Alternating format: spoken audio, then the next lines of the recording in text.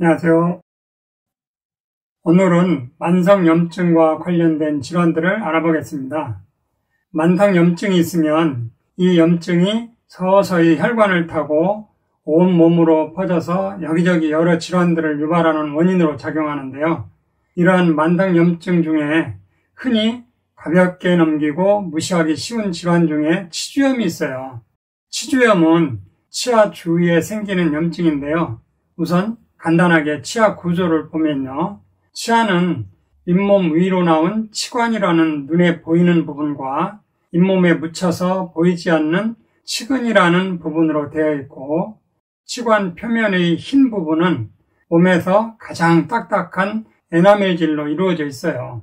에나멜질 안쪽에는 상아질이라는 조금 부드러운 조직이 있고, 상아질 안쪽에는 많은 신경과 혈관이 지나가는데 이것을 치수라고 하는데요. 치수는 치아의 심장부라고 할 수 있어요. 이 치아는 턱뼈인 치조골의 뿌리를 받고 심어져 있는 형태이고, 잇몸이 치조골 위를 덮고 있는 형태로 되어 있어요. 우리 입안에는 항상 수백여 종류의 세균이 존재하고, 그 가운데 치주염의 원인이 되는 치주병균은 현재까지 알려진 것만 해도 100여 종이 넘는다고 합니다. 이렇게 구강 안에 염증을 유발하는 균이 흔하다 보니까 조금만 관리를 소홀히 하면 치주병균에 감염되지 않는다는 것은 거의 불가능해 보일 정도예요. 입안에 들어온 치주병균은 공기를 싫어하는 균인데 이것을 향기성 균이라고 해요. 산소를 싫어하니까 공기가 덜 접촉되는 공간을 찾아 치주 포켓이라고 불리는 치아나 잇몸 사이의 틈으로 파고들어요. 이때 제대로 양치질을 하지 않고 치아 관리를 소홀히 하면 치주 포켓 속으로 들어간 치주 병균은 점점 더 늘어나게 됩니다. 그러면 치주 병균끼리 플라크라는 끈끈한 덩어리를 형성하면서 점점 치주 포켓 안으로 파고 들어가고, 그 치주 병균과 치주 병균이 내뿜는 독소 때문에 염증 반응이 진행되면서 잇몸에 염증이 생기는 것이 치주염의 시작입니다. 앞에서 상아질 안에 많은 신경과 혈관이 분포한 치수가 있다고 했는데요. 이 치수에 있는 혈관을 통해서 치아도 미네랄 같은 여러 영양분을 계속 공급받아서 건강한 치아를 유지하도록 그런 구조로 되어 있는데, 이 혈관은 일부는 심장으로 바로 연결되기도 해요. 그래서 임플란트를 하거나 발치를 할 때 심한 정도에 따라 전후로 고단의 항생제를 처방해 주는데요. 그 이유는 여기 치수 혈관을 통해서 세균이나 곰팡이 같은 것이 심장으로 가서 심내막염 같은 2차적인 염증이 생길까봐 고단의 항생제를 쓰게 되는 것이죠.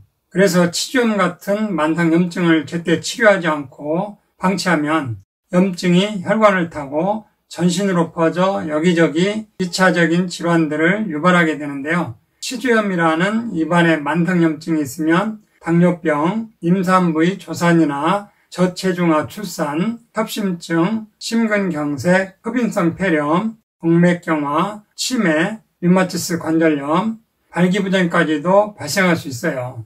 겉으로 보기에는 치주염과 이런 질환들이 전혀 상관없을 것처럼 보이지만 만성적인 치주염이 앞에 언급한 여러 만성질환과 관련이 있다고 하니 놀라울 뿐이죠. 예전에는 당뇨병이 있으면 치주염이 걸리기 쉽고 증상도 심하다는 것을 알았지만, 최근 연구에서는 그와 정반대 현상도 일어난다는 것을 알게 되었어요. 즉, 치주염이 있으면 당뇨병이 더 심해지고 악화된다는 것이죠. 그 이유는 치주병균이나 치주병균에 반응해서 치아 주변에서 생기는 염증을 일으키는 염증성 물질이 혈류를 타고 전신을 돌아다니고 혈당치를 낮추는 호르몬인 인슐린의 작용을 방해하기 때문이라고 합니다. 이 같은 현상은 동맥경화에도 해당돼요. 동맥경화인 사람의 혈관에서 치주병균을 발견했다는 내용이 이미 여러 번 보고되었어요. 치주병균과 당뇨병, 동맥경화의 관계처럼 치아 주변에서 염증을 일으키는 원인이 엉뚱하게 멀리 떨어진 곳까지 영향을 줘서 또 다른 질병의 원인이 되는 것이죠. 만성염증이 생기는 원인은 잘못된 식사 습관이나 운동 부족, 스트레스, 흡연, 음주 등 일상생활 습관이 좋지 않기 때문입니다. 만성염증 자가진단법으로 19가지 정도 문항이 있는데요. 첫째, 푹 잤는데도 피로가 풀리지 않는다.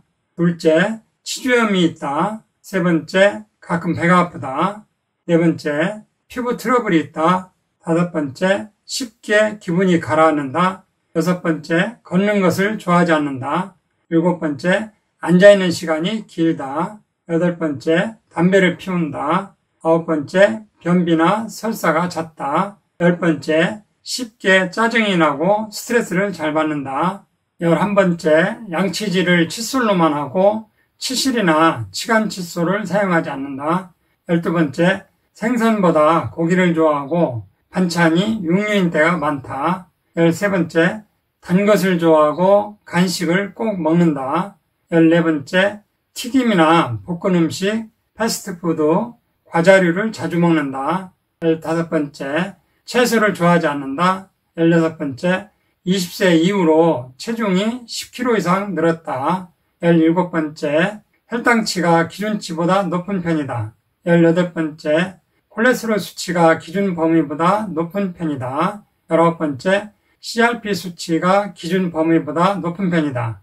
이상 19개의 문항 중에서 해당 사항이 하나도 없으면 안심하셔도 되고 1개에서 9개 정도면 현재는 괜찮지만 만성염증이 생길 가능성이 있어서 7개, 8개, 9개에 걸쳐 있다면 조심하셔야 되고 10개 이상이면 이미 만성염증이 있을 가능성이 매우 높습니다.